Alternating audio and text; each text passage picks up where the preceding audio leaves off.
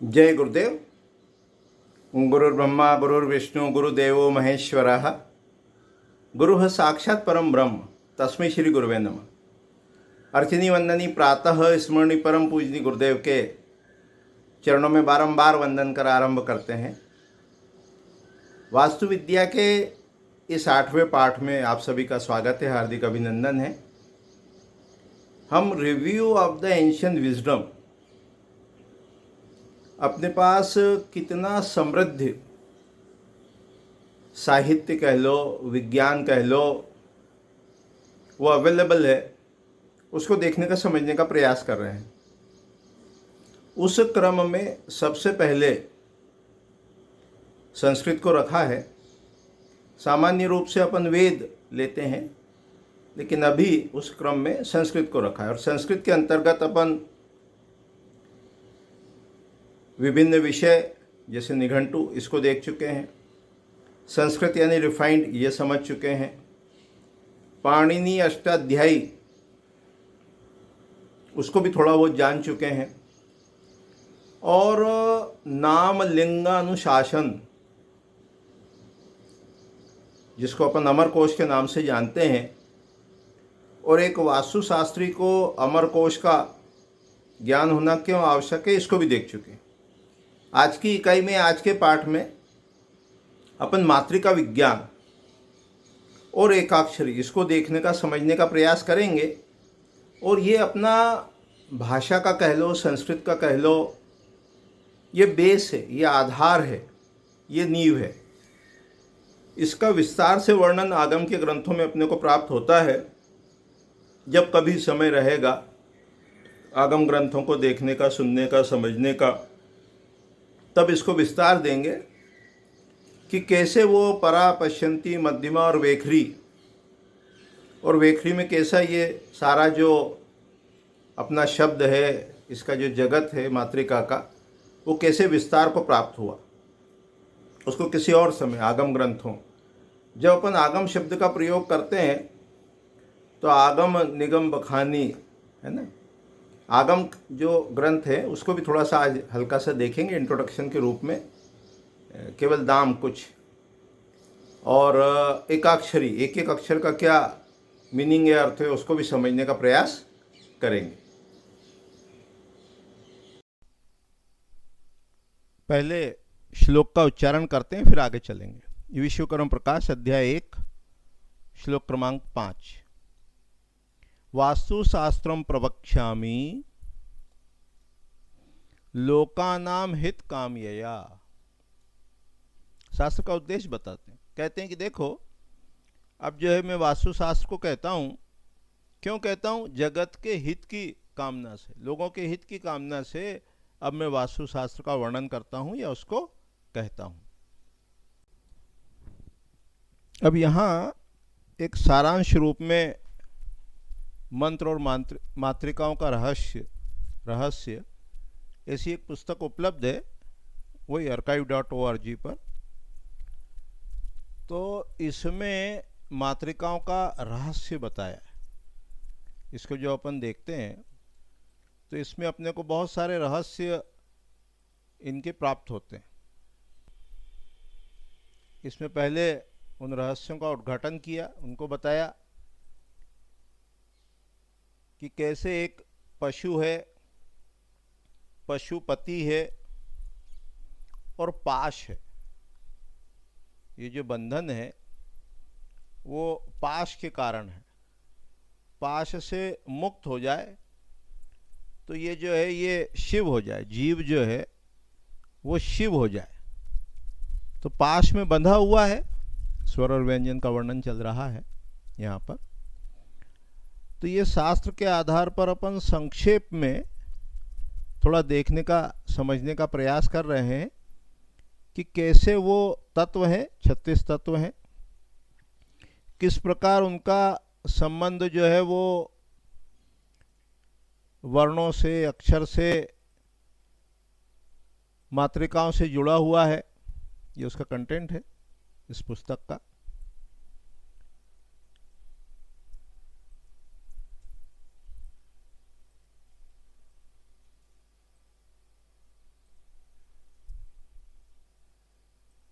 हल्का सा देख लेते हैं। देखो, यहाँ उत्पत्ति का वर्णन चल रहा है ना, कैसे कैसे वो अक्षर बने, कैसे उनके वाचक वाच्य वो बना।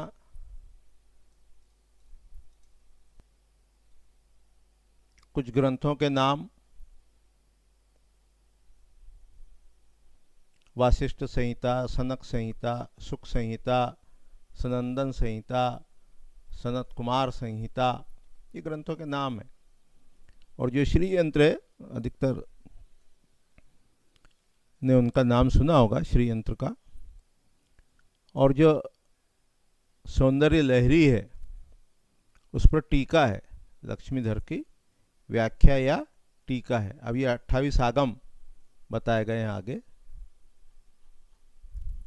ये 28 आगम है। और भी आगम है। आगम कामिका आगम जो ग्रंथ है बहुत बड़ा है, विशाल है, उसमें वास्तु का बहुत डिटेल में डिस्क्रिप्शन अपने को मिलता है। इसी प्रकार ये मालिनी ग्रंथ है, मालिनी 10 शिव आगम है, 18 रुद्र आगम है, 64 भैरव तंत्र के ग्रंथ हैं।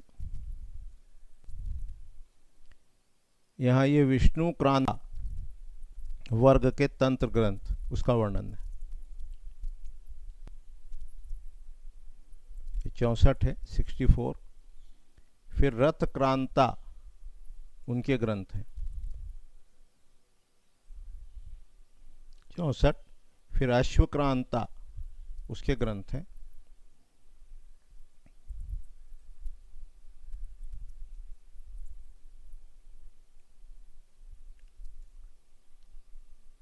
और भी ग्रंथ हैं, भैरव तंत्र के ग्रंथ हैं, यामल हैं, चक्र। ये केवल ग्रंथों के एक हिंट दे रहे हैं नाम को कि कितना अपने पास साहित्य है वो उपलब्ध है। अभी अपना उद्देश्य केवल मातृका विज्ञान को देखना है और उसी पर थोड़ा सा अपन फोकस रहेंगे। ये तो एक हिंट दे रहे थे ग्रंथों के नाम की। ये प्रपंच सार, ये काम कला विलास, ये एक एक अक्षर को बहुत डिटेल में डिस्क्राइब किया है। ये जो लिखा है ना वेखरी, वेखरी जो अपन शब्दों में उसको कहते हैं तो वो वेखरी होता है, वेखरी। परा, पश्यंती, मध्यमा और वेखरी। और जो आगम को बहुत अच्छे से अध्ययन करना चाहते हैं उनके लिए एक और ग्रंथ है सुभगोदय। ये शंकराचार्य जी के भी जो गुरु रहे गौड़पादाचार्य, उनके द्वारा रचित ये ग्रंथ है सुभगोदय, सुभगोदय ऐसा ग्रंथ है। और दूसरा एक और बहुत अच्छा और प्रसिद्ध ग्रंथ है पुण्यानंदचार्य का, वो है काम कला विलास। ये भी अक्षर से, शब्दों से, अक्षर से रिलेटेड ये ग्रंथ बताया गया है। विस्तार तो किसी और समय देंगे। काश्मीर शैव दर्शन के जो एक बहुत प्रसिद्ध आचार्य हैं उनका नाम है अभिनव गुप्त, अभिनव गुप्त। उनके पहले वसुगुप्त भी हैं, उनके भी ग्रंथ हैं। और वहाँ उन्होंने, अभिनव गुप्त जी ने बहुत विस्तार से ये परा, पश्यंती, मध्यमा, वेखरी, इनके बारे में ग्रंथों में उसको बताया है। ये सब अपन देखने वाले हैं धीरे धीरे धीरे धीरे। अभी केवल ग्रंथ के नाम हल्के से देख रहे हैं। जैसे शिव दृष्टि, ये बहुत प्रसिद्ध ग्रंथ है। यहाँ एक और नाम आया आचार्य सोमानंद। ये आचार्य सोमानंद नाथ है ना। कभी महाराज श्री के प्रवचन जब आप सुनेंगे तो ये सोमानंद जी नाथ जो हैं उनका भी, उनके दृष्टांत कह लो, कहानी कह लो, कथानक कह लो, उसका वो उल्लेख महाराज श्री करेंगे। एक और प्रसिद्ध ग्रंथ है स्वच्छंद तंत्र। उसका जो प्रथम पटल है, प्रथम अध्याय है, उसमें ये जो 8 वर्ग होते हैं ना, 7 अपन ने देखे थे क के आगे, तो ये जो अ वाला भी वर्ग मिलाते हैं तो 8 वर्ग जो है उसमें कौन कौन सी वो शक्तियाँ होती हैं उसको भी बताया है। ब्राह्मी, माहेश्वरी, कौमारी, वैष्णवी, इंद्री, चामुंडा। आगे उसमें वर्णन मिलता है उनका स्वरूप कैसा है। जो सप्त मातृका है, ब्राह्मी, महेश्वरी, कौमारी और चामुंडा, ये जो हैं इनका दिशा कौन सी है और इनका वर्ण कह लो, रंग कह लो, वो किस प्रकार का है। क्योंकि अपन धीरे धीरे अग्रसर हो रहे हैं एक एक अक्षर की ओर। तो स्वर हैं और व्यंजन हैं, उनके वर्ण होते हैं, ये थोड़ा सा हम हाईलाइट करना चाह रहे हैं इस मात्रिका विज्ञान। ये मात्रिका बताई, मात्रिका का क्रम बताया, ये स्वर और ये व्यंजन। इसको मात्रिका चक्र विवेक, ऐसी भी पुस्तक अपने पास उपलब्ध है, मात्रिका चक्र विवेक, उसमें भी वर्णन मिलता है। इनमें वर्ण है, बीज है, योनि है, इनका वर्णन है, इनके बारे में बताया गया है। अपन जो फोकस है एक एक अक्षर के रंग पर, उसके कलर पे और उनकी प्रॉपर्टीज पर। अपने यहाँ न्यास का भी बहुत अधिक महत्व है। न्यास का, अपने ये शरीर के जो अंग हैं, उन अंगों के अंदर ये जो अपने अक्षर हैं उनका न्यास करते हैं, न्यास। तो ये न्यास का बहुत महत्व है। न्यास से व्यक्ति क्या होता है, वो जो साधक है वो देव स्वरूप होता है। इसीलिए जितने भी अपने यहाँ कर्मकांड में करते हैं, कोई मंत्र का जप करते हैं, कुछ करते हैं, तो सबसे पहले उसका न्यास करते हैं, न्यास। फिर ये देखेंगे तो एक एक जो अपने स्वर हैं, वर्ण हैं, उनका प्रतिमा विज्ञान कह लो, रंग कह लो, उसका विवेचन है। अ को बताया कि अ किस प्रकार का है। फिर उसके बाद आ को बताया, फिर छोटी ई कह लो, ई, फिर बड़ी ई या ई, उसको प्रोनाउंस किया, उसको बताया। तो इन सब के रंग और इनकी धीरे धीरे धीरे धीरे कैरेक्टरिस्टिक्स, उसको भी साथ में बताते चल रहे हैं। एक एक अक्षर, उसका रंग, उन सब का वर्णन शास्त्र में मिलता है कि ये इनकी क्या प्रॉपर्टीज़ हैं, इनकी क्या कैरेक्टरिस्टिक्स हैं। कामधेनु तंत्र, ऐसा ये तंत्र बताया। अन्य तंत्रों में भी है, शारदा तिलक में है, यामल ग्रंथों में है। ये सबके रंग बताए, रंग, ये किस प्रकार के इनके रंग होंगे, किस प्रकार के इनके रंग होंगे, इसको बताया। उनकी कैरेक्टरिस्टिक्स बताई। ये रहता है रक्त विद्युत सदृश, कि ये जो है ये रेड में और कैसा है, फ्लोरोसेंट जैसा है, उसके समान है। तो एक एक जो अक्षर हैं उनकी कैरेक्टरिस्टिक्स बताई। ये येलो, उसमें विद्युत के समान है। और अब अपन इसके पश्चात इनके जो मीनिंग कह लो, अर्थ कह लो, उसको भी देखने का, समझने का प्रयास करेंगे। तो ये ह तक अपने को, ये जितने हैं क्ष तक, वो सबके ये रक्त चंद्र सदृश, इसको बताया। तो इस ग्रंथ भेद से भी इनमें भेद अपने को प्राप्त होता है। ये शारदा तिलक के अनुसार कैसे हैं, उनके प्रतिमा विज्ञान का वर्णन कर रहे हैं कि ये अ जो है, इसका वाहन जो है वो कूर्म है, चतुर्मुख है, हाथ में शूल और गदा है, 8 भुजाएं हैं, सोने के समान इनका रंग है। आ जो है उसका वाहन हस्ती है। ये प्रतिमा विज्ञान है पूरा। किसका है, ये एक एक जो अपने अक्षर हैं उनका प्रतिमा विज्ञान है। इसको अपन वो पहले देख चुके हैं कि महाकालेश्वर मंदिर के पास में उज्जैन में जो हरसिद्धि देवी का मंदिर है, और उसमें जो हॉल की छत बनी हुई है, उसमें ये सारे अ से लेके ह तक ये इनके सबका वो चित्र दिए गए हैं।